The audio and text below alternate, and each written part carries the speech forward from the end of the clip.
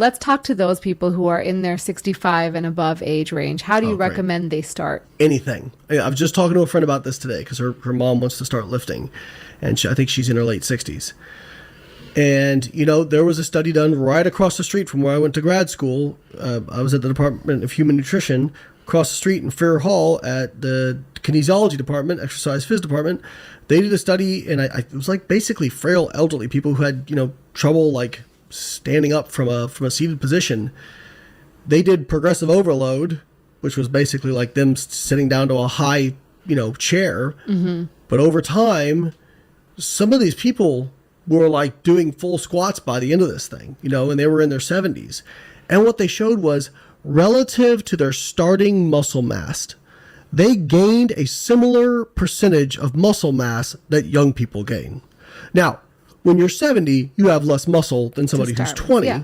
So you gain less absolute mass. By the way, they find the same thing with women too. Women, when they resistance train, gain the same amount of muscle as men as a relative percentage of their starting muscle mass. Now, women have less muscle mass overall, so they gain a less total amount. So what I mean by that, for example, somebody has 60 kilograms of lean mass and they gain 10% over the course of 2 years, they gain 6 kilos. If it's a male who has, you know, 75 kilograms, he's going to gain 7.5 kilograms. Right. So the male has gained more absolute mass, but as a percentage of the starting mass, it's the same. Mm-hmm. And so they find the same thing with elderly. People ask, when is it too late to start lifting weights? It is never too late to start lifting weights. It is never too late to start being active. If you are 80 and you've never lifted weights, go lift the pink dumbbells. Like, I don't care. It will make a huge difference. I mean, there was a video of, I think it was a study out of Australia. There was like 70-year-old women, and some of them were lifting like 150 and even 200 pounds, like deadlifting this. And people are worried about injuries and stuff. It's like, who cares? Like, yeah. okay, maybe maybe their back hurts a little bit. They can stand up. Their back was going to hurt anyway. Their back was going to hurt anyway. I mean, I tell people all the time, like, my dad had sciatica. My dad sat in the chair all day. You know? Yeah.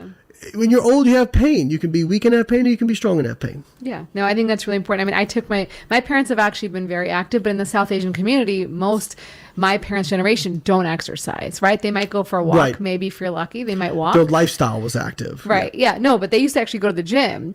And my mom has gone to but COVID brought them down because they stopped working out during COVID. Now they're back at it finally. But I had to really push my dad because I was like, look, like, you used to go to the gym, you used to lift weights. Like, so last time I went home, I took him with me to the gym and I said, look, just start. I'll put you on low weights. Like, let's just do my workout with me. And he did it. And I was like, I called him and I'm like, are you still doing it? And he's like, yeah, I'm still doing it. And I was like, you just, you know, if you're a young person, take your parents with you. Like, that might be all they need. Is just someone to show them how to use the machine or show them how to use a dumbbell and or hire a personal trainer who works with that population. They're out there. And I mean, the thing is, if people knew how little it takes to get most of the benefits, they would, like, yes, they'll see me, like, I train 2-3 hours a day. That's because I'm literally trying to be the strongest human for my weight class at my age in the world, right? Mm-hmm. But if you're just looking to build some muscle, be functional, 30 minutes 2-3 times a week, 80% of the, I mean, I'm making up numbers here, but like, you're getting the vast majority of the benefits from that. And do machines. Do machines. Start with the lightest plate, do some reps. Next week, take it up 5 pounds and just keep doing that until it gets hard and you can't do more repetitions. Try to get to the point where you can do more repetitions and then add more weight. It is literally that simple. Yeah, it really is. It really is. One of my audience asked me, is there a benefit to powerlifting over regular weightlifting in terms of general health? Probably not. I mean, the benefit is I think it's fun. Yeah. Right? Like, I think I've always told people, if you are strong and you don't have pain, like, if you can lift heavy and you don't have pain, it's fun. I used to work with a lot of bikini competitors, and a lot of them would come to me because they developed eating disorders. They had a lot of body dysmorphia. They were hyperfixated on their physique. And I found, if I can get them strong, they start focusing on the numbers on the bar rather than what the number on the scale is. And they actually end up getting better results because they weren't, like, you know, who knows, but spun up all the time. Mm-hmm. But also, like, they weren't stressed out so much. They were focusing on training hard.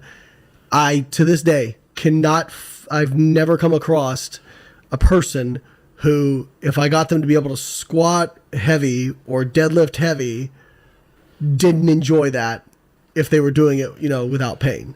And so, I think it's fun, but do I think it's like, no. And if you don't enjoy that type of lifting, then absolutely don't do it. Yeah. Like you should, for the average person, exercise is like diet. Pick whatever you enjoy and you can be consistent with. Somebody asked me one time, I had a client, this is like probably 2015. They said, well, I like CrossFit, but I want to build muscle. Is CrossFit the best muscle? I'm like, well, if I was drawing it up on paper, no, but it might be the best muscle building workout for you, because if I put you on a bodybuilding workout and you hate it, you find it boring, and you don't do it, or you don't work hard at it, or you don't look forward to it, then you're not going to build as much muscle as you would with something where you're excited to go in and do it, and you're going to be super consistent with it and work hard at it. So I still think compliance is the science, even when it comes to exercise and building muscle. Now, if you can, I tell people like big rocks first, right? Big rocks is being consistent. If you can do that, and then now you want to worry about some techniques or whatever else for muscle building, then that's different. But I think for most people, the problem is that, I always tell people, I'm like, be honest with yourself. The problem isn't that you didn't have the right sets and reps. It's not that you didn't have the perfect protein, carb, and fat breakdown. It's just that you just stopped doing what you were supposed to be doing. You just did not execute consistently. I have yet to find someone who, if you inject them with truth serum, that they didn't get good results if they were brutally consistent for years at a time. Yeah. If you do that, it is really hard to not get results. Because I think people get really hung up on the minutia, right? Like, how many reps should I do? What weight should I be lifting? Should I be doing back offsets? Should I be doing this? Should I be doing that? Ultimately, do something. Start, be consistent, and then you can start sort of dialing in and see what works best for you and experiment and talk to experts, right? Yeah. But I think ultimately, first, as you said, the first boulder, and like, just go. Despite my social media persona, I'm actually a pretty nice guy if you meet me in the gym. And people, like I do have people come up to me pretty often. But years ago, there was a guy at a gym who was kind of an asshole, where he was asking questions, but he didn't really want your answer. He just wanted you to validate whatever he was already doing. Mm-hmm. But, I'd watch this guy train, and he was training for powerlifting.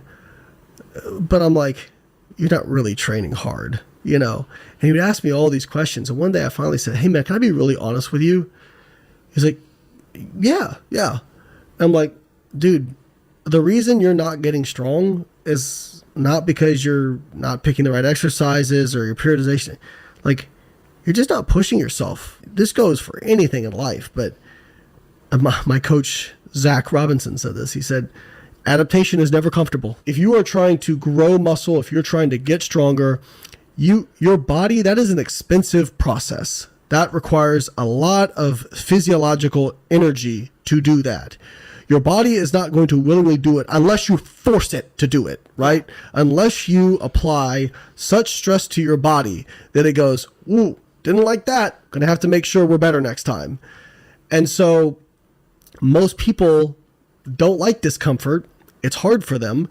And the same thing applies with, God, like, I can apply it to almost anything, like even like me going to therapy and talking about relationships. My therapist is, one of the people in my life who I really value, who tells me the truth and will tell me, hey, like, you need to do these things, like you need to journal every day, and you need to be actively using your boundaries, and you need to speak up when something bothers you, and all this kind of stuff that's really hard and uncomfortable. But and then my best friend, he had a great line about boundaries, because he's like, this guy's like the best with boundaries of anybody I've ever seen, but doing it like in a kind way, right? But yeah. He said, dude, I don't like putting up boundaries. I don't like doing that stuff, but I know what happens down the road if I don't. Right. And I just know that it's going to be way worse down the road if I just go, it'll be fine, because it won't. And my friend John Deloney says conflict delayed is conflict amplified.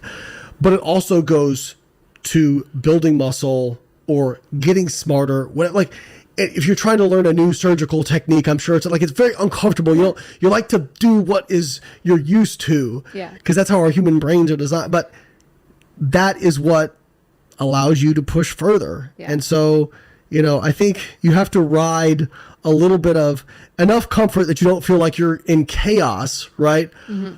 But enough discomfort that you are continuing to progress. And that's a fine line to walk. It is a fine line, because we know, like, when you stress yourself too much, you could start doing harm. But it should be uncomfortable, right? Like, if you're getting to failure, anyone who's gone to failure knows it's really fucking hard, right? Like, it's not easy. And if you want those changes, you're going to have to push. And I can tell you, there's so many times where I'm like, I'm good.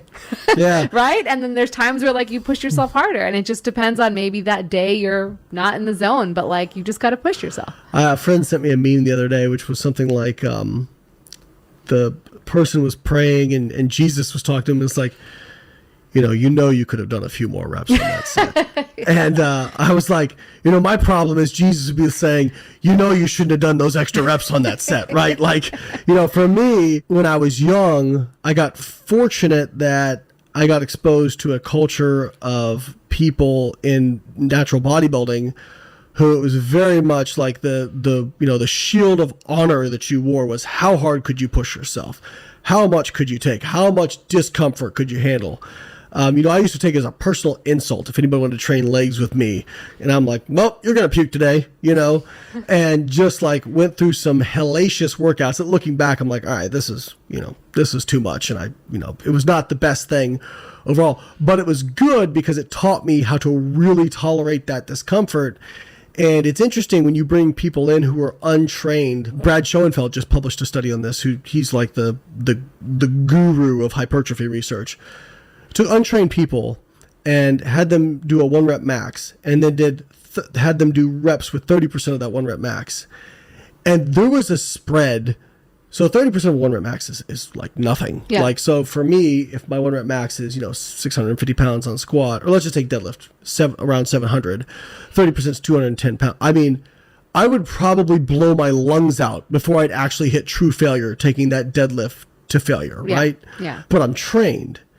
So I think it was like shoulder press, the spread was between like 2 reps and like, I don't know, 70 reps or something like that, right? 2. I might have butchered it, but I know one of them was like 2 reps to 70, and then like lat pull downs like 4 reps to over 100 or something like that.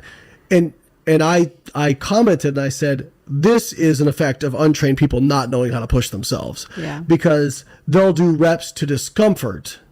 They won't do reps to true failure. Well, the ones going to 70, 80, 100 reps, they were actually doing it, right? But like, so you're telling me, all right, let's take shoulder press, for example, to compare apples to apples. My max dumbbell shoulder press is probably like I don't know, if I was going to do a 1-rep max, probably like 120, 125 pounds, maybe 130. So 30% of that would be like, 40 pounds. You're telling me 2 reps? Like, no. Like, no. It'd be a lot of reps, And so, again, I think learning how to tolerate discomfort with training was really critical. And I'm very grateful that at a very young age, I got exposed to that and learned how to push myself. Because it is a skill. It is a skill to learn how to push yourself. And I'm sure you found that with like studying. And I mean, your resume was extremely impressive.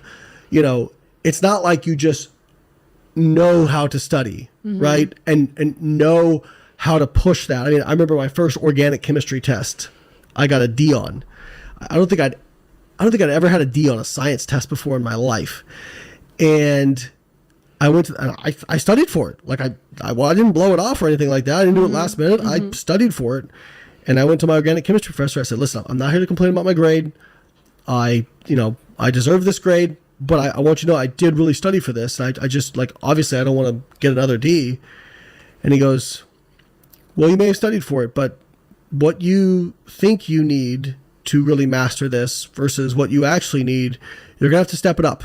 You're going to have to do something different than you've done before. And he goes, oh, by the way, I didn't see you come to my office hours. I didn't see you in the study groups, and it was like, I'd never done that stuff before. So now I was in the office hours every time he had office hours, Tuesday and Thursday, I was in office hours. And then I was in the study groups, right? And then next test, 99, third test, 90, And so, that was, again, I had to fail. Didn't really fail, but got close. And so that taught me, oh, now I have to learn a new skill to push further beyond. But it was uncomfortable, you know? Meant there was a lot of my friends who were in business classes, they were like, hey, Layne, we're going to go play volleyball, you know, after all the classes were over. I'm like, well, I got lab. I got to go. I'll see you guys later. And then, you know, it's Saturday night. Everybody's out partying. And I got my fair share of partying in college. But there were some Saturday nights where I'm like, well, I'm studying tonight because I got orgo test on Tuesday. Yeah. Yeah, no, and you have to be uncomfortable. That's just the bottom line. For anything in life where you want to push yourself to learn a new skill, to do something new, whatever it is, you're going to be uncomfortable. You're going to be bad at it, right? Like whatever it is, whether it's studying, like learning how to knit, learning how to do anything, any skill that you want to learn, it's going to be bad and it's going to be hard. Social media is another example of that. I mean, some of these I see all the time when a new platform pops up. People go, I'm not going to do that. I'm like, okay, well, people said that about Facebook, Instagram. Like, okay, you might be ended up holding the bag here. You know, like you never know when the next thing that's going to pop is. And so, like for me, I tell people, like, if something comes up, I'm going to check it out. And I'm going to, you know, I may not make it my focus, you know, but I'm going to understand how it works because who knows? Yeah. If you enjoyed this clip of the Rena Malik MD podcast with Dr. Layne Norton, make sure to check out the full episode right here.